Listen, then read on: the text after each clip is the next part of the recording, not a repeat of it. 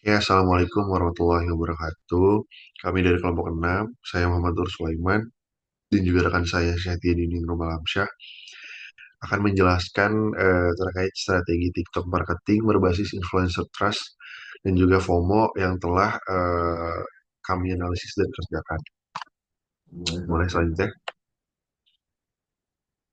Nah, kemudian kita masuk ke ringkasan masalah, yang dimana di sini ada ringkasan masalah. Yang pertama ada tingginya tayangan dan rendahnya konversi, yang dimana itu artinya kampanye TikTok atau konten TikTok itu menghasilkan 4 juta tayangan.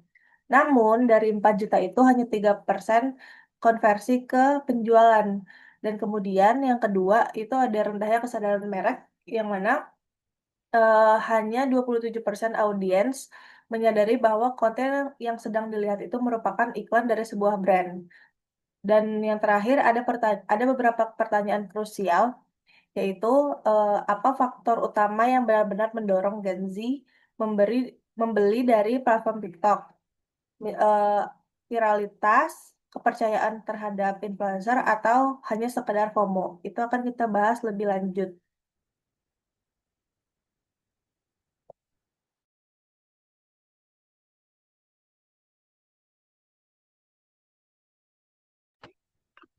Oke, selanjutnya ada influencer trust dan juga FOMO. Nah, influencer trust ini merupakan eh, suatu hal yang mengacu pada tingkat keyakinan dan juga kredibilitas yang dimiliki oleh audiens terhadap seorang influencer yang dilihatnya. Biasanya kepercayaan ini berdasarkan kesamaan eh, minat ataupun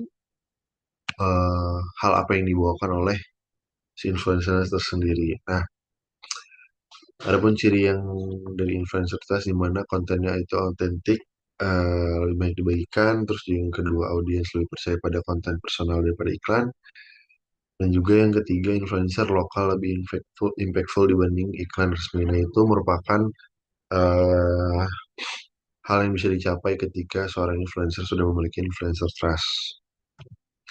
Yang kedua ada FOMO, yaitu fear of missing out, di mana itu merupakan kecemasan sosial yang ditandai dengan keinginan untuk tetap terhubung dengan apa yang dilakukan oleh orang lain. Jadi ketika orang lain membeli A, kita merasa harus ikut beli A juga, atau merasa harus ikut beli B juga. Nah, analisis permasalahan yang ada terkait FOMO ini dari challenge hashtag glow with Zenergi viral itu tidak menaikkan pembelian. Terus engagementnya tinggi tapi tidak sama dengan konversinya, jadi tidak sebanding.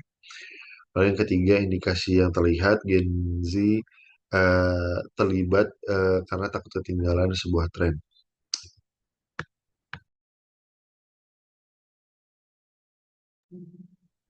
Oke, di sini kita next ke tujuan dari strategi kita, yaitu yang pertama membangun kepercayaan dengan influencer yang relate. Misalnya di sini ada Jovi, yang dimana Jovi seringkali melakukan marketing dengan cara eh, storytelling dan menyelipkan beberapa brand di dalamnya.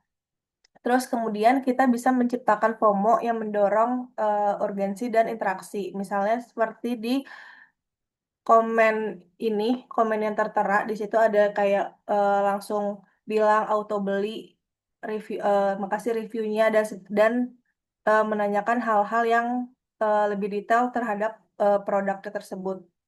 Kemudian di sini setelah tujuan yang pertama dan kedua sudah dijalankan, itu kemudian muncullah tujuan ketiga, yang dimana itu menjadi tujuan utama kita, yaitu meningkatkan purchase intention Gen Z di TikTok, seperti eh, untuk mendorong Gen Z membeli brand di TikTok itu dengan mendorong FOMO dan urgensi dan interaksi terhadap influencer yang mereka percaya.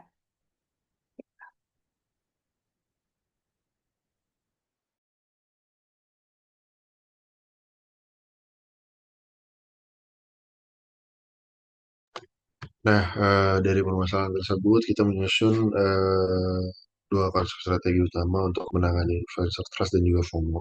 Dimana pada influencer trust kita akan mengandalkan konten autentik dari influencer lokal, di mana konten autentiknya sendiri berbeda-beda. Tadi seperti Jovi yang lebih suka storytelling, ada juga yang lebih konten kreator yang lebih suka seperti memberi nasihat dan segala macamnya. Jadi kita mengandalkan konten autentik dari tiap influencer yang eh, akan kita targetkan. Nah, untuk FOMO sendiri kita akan melakukan yang namanya konten dan promo eksklusif terbatas dengan waktu yang terbatas, di mana eh, kita pertama akan nge-build itu dari konten yang akan memberitahu mereka kalau misalnya nanti misalnya jam 7 malam ada live. Nanti di live tersebut eh, kita akan memakai hashtag-hashtag yang memancing rasa FOMO mereka kalau keluar, dan eh, diksi-diksi yang dipakai juga. Terus kita juga akan eh, memperlakukan memberlakukan promo eksklusif di mana hanya bisa diklaim dan hanya bisa dibeli saat live-nya terjadi. Jadi itu akan lebih memicu rasa FOMO dari orang-orang yang melihat. Gitu.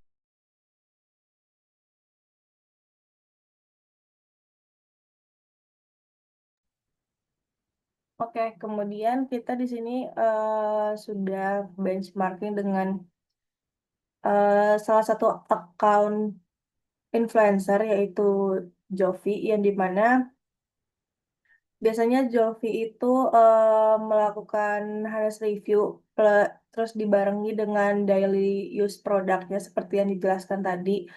Dan gaya yang dibawa oleh Jovi sendiri yaitu selalu autentik, lebih ke candid dan tidak ada hard selling di dalamnya. Jadi si Jovi itu lebih lebih ingin membangun trust kepada eh, viewersnya gitu. Jadi dari situ bisa menimbulkan rasa percaya kepada influencernya.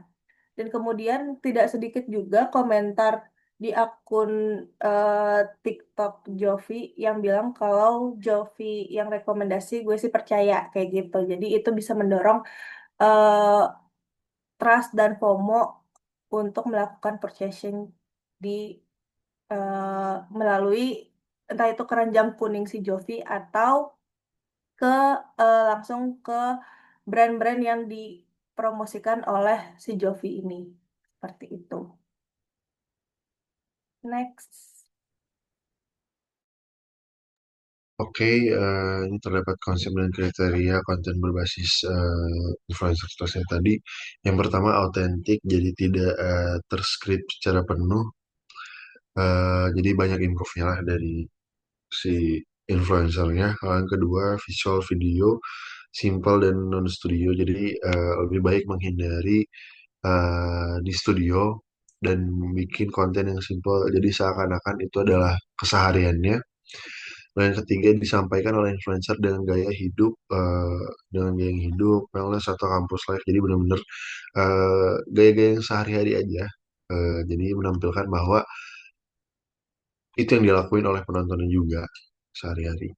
Terus yang keempat adalah responsif terhadap komentar dan engage real time. Jadi ketika ada komentar-komentar di postingan sebelumnya atau konten sebelumnya bisa dibahas di konten berikutnya atau video berikutnya. Jadi eh, penonton atau audiens merasa punya keterikatan atau punya komunikasi yang lebih lah dengan si influencernya.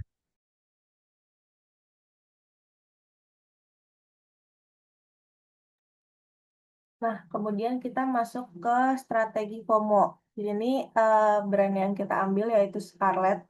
Biasanya kalau Scarlett itu menggunakan strategi hashtag Zenergy Drop yang dimana itu mengadakan challenge dadakan hanya 48 jam. Dan selama 48 jam itu biasanya ada live flash sale bareng influencer. Dan biasanya di situ ada sebelum live tersebut ada beberapa beberapa konten yang mereminder bahwa di jam tertentu itu ada live dan em, ada bundle dengan harga murah. Jadi itu bisa mendorong FOMO dari eh, FOMO yang ada di Gen Z untuk masuk ke live dan melakukan purchasing dalam live itu karena eh, live itu hanya berlaku beberapa jam saja dan bundle dengan harga murah itu cuma ada di hari itu aja. Nah, di sini di Scarlett ini biasanya Scarlett itu menaruh caption dengan live only tonight. Seperti itu untuk mendorong strategi FOMO dari brand Scarlett tersebut.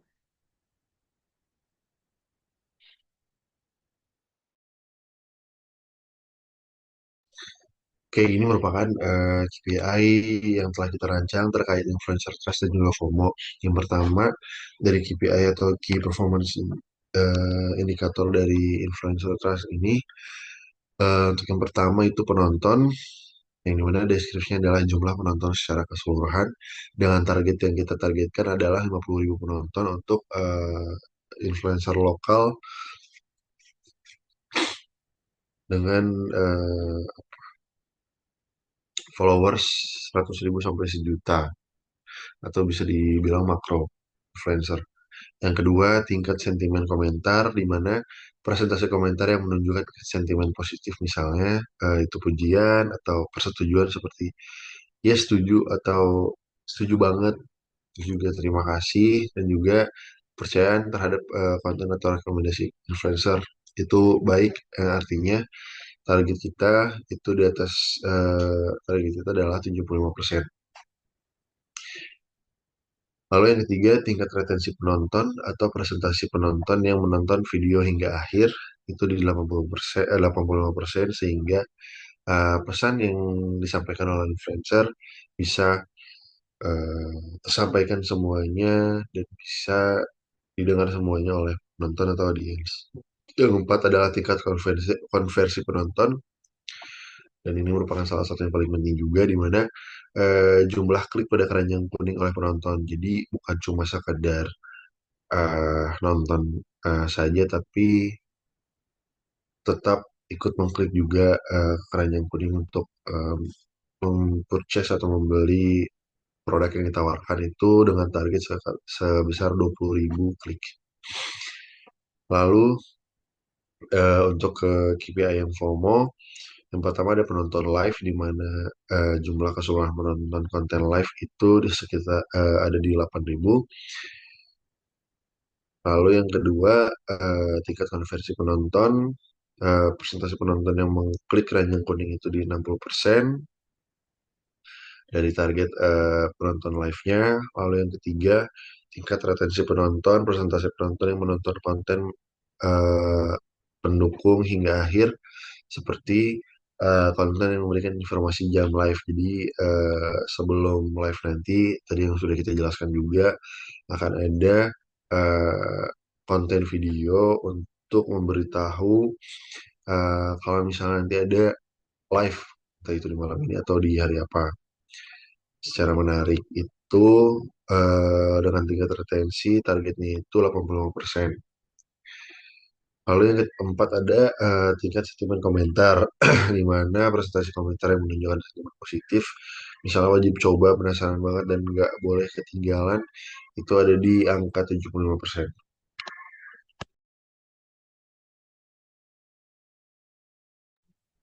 Eh, dan ini kita udah mencapai di puncak yang dimana sebenarnya dari beberapa strategi yang kita ajukan itu kita tidak hanya mengejar viral, tapi kita ingin membangun trust dan urgensi kepada para penonton dari influencer tersebut dan mendorong untuk melakukan purchasing pada keranjang kuning yang sudah tertera seperti itu. Baik, sekian dari kami, kelompok 6. Maaf jika ada salah kata. Tolong dimaafkan. Wassalamualaikum warahmatullahi wabarakatuh.